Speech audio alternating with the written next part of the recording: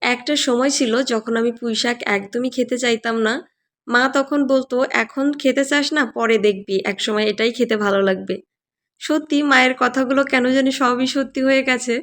বিয়ের আগে আমি যা, যা খেতে পছন্দ করতাম না এখন সবকিছুই মোটামুটি পছন্দ করি। কেন জানি না মনে হয় মায়েরা যেন মন পড়তে পারে। যাই হোক, আজ আমি পুঁইশাক রান্না করব। তো এখানে আমি কিছু মসলা ফোড়ন দিয়ে নিলাম। এরপর পেঁয়াজ আর রসুন, কাঁচামরিচ দিয়ে হালকা একটু ভেজে আলু আর ভিজিয়ে রাখা ছোলা দিয়ে দিলাম। আসলে পুঁইশাক রান্নায় যদি একটু ছোলা দেওয়া হয় আমার কাছে মনে হয় যেন খেতে একটু বেশিই ভালো লাগে। তারপর ভেজে রাখা চিংড়ি মাছ দিয়ে আরও কিছুক্ষণ কষিয়ে দিয়ে দিলাম পুঁইশাক। পুঁইশাক আমি একেক দিন একেক রকমভাবে রান্না করি। তবে আমার কাছে কেন জানি না মনে হয় চিংড়ি মাছ দিয়ে পুঁইশাক এইভাবে রান্না করলে খেতে বেশি ভালো লাগে। আর চিংড়ি মাছ দিয়ে পুঁইশাক আমি খুব কমই রান্না করি। যেহেতু ২ টাই খেলে অ্যালার্জি হয় ওইজন্য।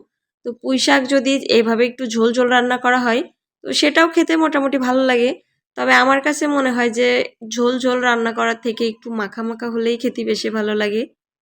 শেষে দিয়ে দিব একটু ভেজে রাখা গরম মসলা আর জিরার গুঁড়া। শেষের এই ভাজা মশলাটা দেওয়ার জন্যই ফ্লেভারটা সুন্দর হয়, সাথে রান্নার স্বাদটাও অনেক বেশি ভালো হয়। তো জানি না তোমরা কে কীভাবে রান্না করো?